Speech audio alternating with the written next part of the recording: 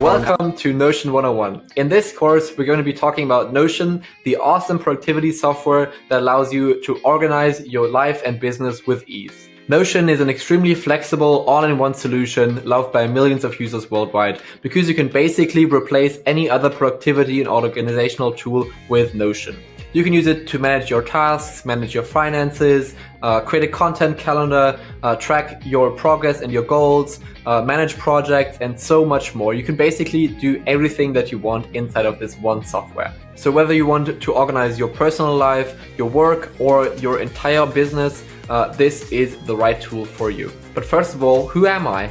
My name is Janosch, and I've been teaching Notion for more than 2 years now, creating this course which has been taken by more than 5,000 people across different platforms so far, and has been one of the most popular Notion courses out there for 2 years now. That's because this course covers a whole lot of topics, getting you started from absolutely beginner level to becoming a real Notion pro. We'll start off with the absolute basics. You'll set up your Notion account. We're going to cover how Notion actually works, what the difference between blocks and pages is, and many of the blocks that you can use inside of Notion. Then we'll talk about Notion databases. You'll learn how they work and why you shouldn't be intimidated by them. You'll learn how to apply filters, sorts, and grouping to your databases, how you can use the web clipper to add content to databases, and many, many more features that Notion has available. Then we'll go on to some more advanced stuff, like Notion formulas, relations and rollups, and sync blocks inside of Notion. At this point, you already know a lot about Notion, so we'll dive deeper into how you can actually optimize your use of Notion and some of the more hidden tips and features that you can use to speed up your workflows. On top of that, this course has 2 bonus sections. In the first bonus sections, we'll take a look at automation and how you can enhance your Notion workflows with automation tools. In the second bonus section, we'll cover Notion add-ons, so tools built on top of Notion that you can use to enhance your Notion experience. We'll actually also build a complete website using Notion and Super, which is a page builder built on top of Notion. Along this journey, we'll build lots and lots of practical applications so you can actually see how to implement different use cases inside of Notion, and you can build up a portfolio of use cases that you can actually implement in your personal or your work life. Now, to top it all off, you get all the future updates of this course completely for free. So if you bought the course in the past, this new iteration of the course would be completely free to you, and you get all the access to that with just the one purchase price. Next, you get access to a Q&A section where you can ask all your questions about Notion, and I'm there to help you personally with all the things that you need help with. So if you ever feel stuck, I'm there for you and I will personally answer your question. If you're still unsure about the course, please feel free to check out some of the free preview lectures down below. And that being said, I really hope to see you inside of the course to teach you all about Notion. See you there. In this section of the course, we're going to talk about Notion databases. Databases in Notion are basically the single thing that make Notion the powerful tool that it is. Using Notion databases is crucial to having a well-organized and well-performing Notion workspace. And before you're like, oh, I don't want to use Notion databases, that's way too complicated, databases sound so technical. Yes, it does, but it actually isn't as complicated as you might think. So if you ever use something like Google Sheets or Excel, then it's actually not that different. There are some differences, but it's actually pretty similar in many ways. And we're actually going to go through all of this in a very slow way. We'll discover all the features one by one. And we'll also work with many different practical projects, so you'll get a good understanding of how it works. So let's first look at an example of this. In here, I have a database for recipes, and we're going to take a look at this view, which is the table view. So basically, it's a table representation of data that we have, and each of the rows is one recipe. Now, for each of these recipes, we have different properties. So we have the name, I've added a rating, and I've also added a type. And there's the URL. And if we scroll to the side, we'll also see the prep time. So these are all the different properties that we added to this database. Now, these properties are used to give context to your individual database entries. So this allows you to organize your content in different ways. For example, we can apply filters to our database, or we can sort our data based on different properties. If we go over to the right side, we can actually add a new property here as well. And that's what we're going to do because I want to show you all the different properties that we have available. So if I click on this, we'll see this new column pops up here, and we'll get this little window here where we can add the property. First up, we can actually add the name. So we'll just say test property in this case, because it's not going to be an actual property. And then we can actually set the type of this property as well. So the default is just text. So this would just be, a text field, like this, where I can put in text. This is text. But we also have lots of other properties available to us. So for example, the next one would be a number. So this would obviously just be a number. Could be something like 69. And then we can also add a unit to this. So we could say this is in pounds, or we could say this is in Mexican pesos, something like this.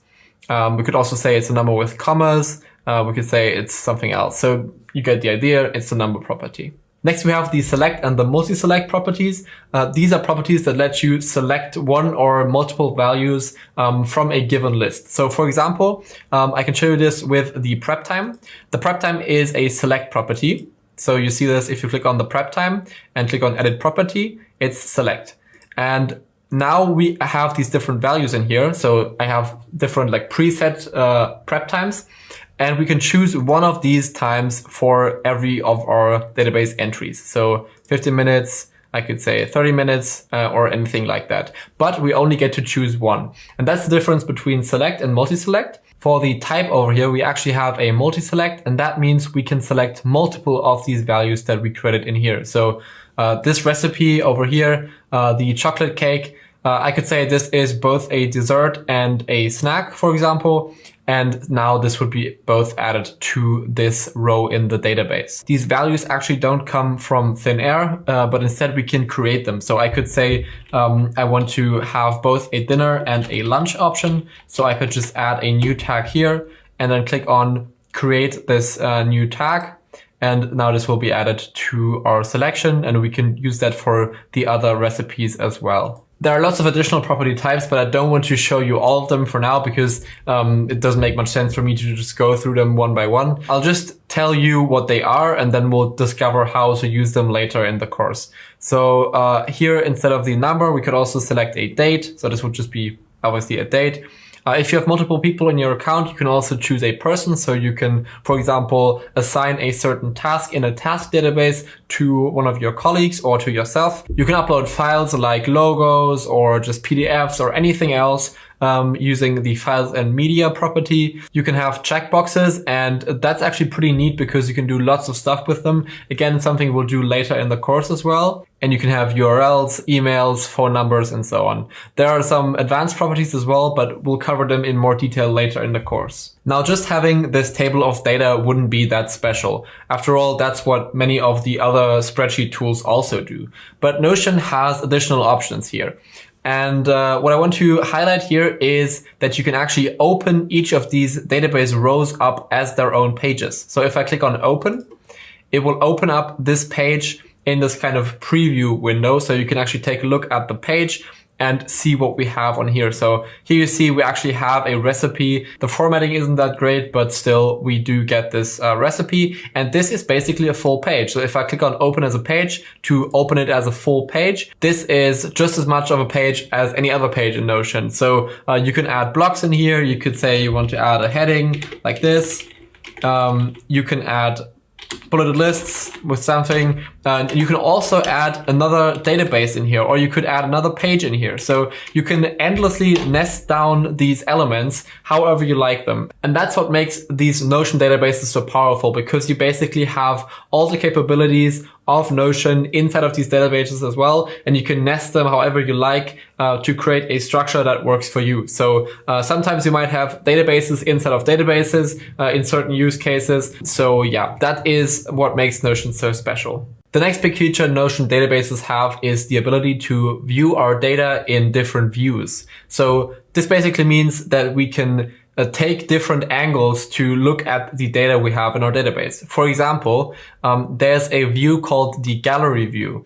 And this is, in contrast to the table view, much more visual. So it gives you a visual gallery of all the entries in your database. So all the table rows basically became these cards here. So basically all the table rows in our table became cards in our gallery database. So you see the chocolate cake, that became this card over here. And again, if we click on that, it's just the same page we just saw. So the data didn't change, but we are just looking at the data in a different way. So this view might be better for more visual things, while the table might be better for things that have a lot of numbers in them. So like calculations, a revenue dashboard, or things like this. Another view that's really powerful is the board view. And this view allows you to organize your data in a Kanban style board. So I don't know if you've heard of Kanban before, but it's basically a really popular choice for project boards.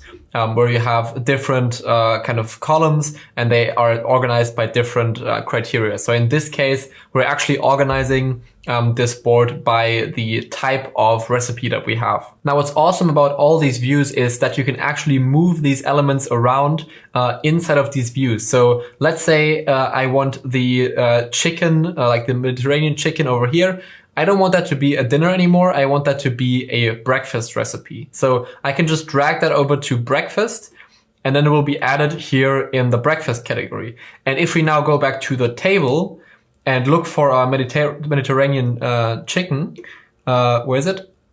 Yeah, over here. So now it's in the lunch and the breakfast category because we dragged it over to the breakfast as well. So this basically allows us to change the properties of individual entries in our database just by moving them around in different places. Now there are a couple of additional views that Notion has, and we're going to talk about all of them in one of the upcoming videos. The last thing I want to talk about is that there are different ways of actually adding these Notion databases to your Notion pages. Now this right here is what you would call a full page database because it takes up the full page, and we actually couldn't add any other content to this page. So you notice how we can't add anything down below. We only can add content right into the database. So this basically takes up the entire page, and you can't add any additional content besides the database. You also have the option to add inline databases, which would allow you to add additional content besides the database. And you can actually switch back and forth between the two easily. So let me show you how to do this. So I've got this database here on this page, but if I go to the parent page, which is where I have like a couple of my demonstration pages set up, and I click on this page, this database page. So this is basically the database, the full page database. I get this option to turn this database inline. And if I click on that button, it will actually turn the database into an inline database, which will now be part of this page that I was just on. Similarly, you can actually do the exact opposite by now clicking on that inline database and then going to turn into page. And this will turn the inline database back into an actual page. So now we have the full page database again. In the next videos, we'll learn a lot more about Notion databases. So don't worry if you don't quite get it right now. It's complicated. Sometimes it can be hard to understand how things work and how things are related to each other. But I promise you that if you practice a bit more and we do a bit more exercises around databases, you'll quickly get the hang of it and see how it works. So see you in the next videos.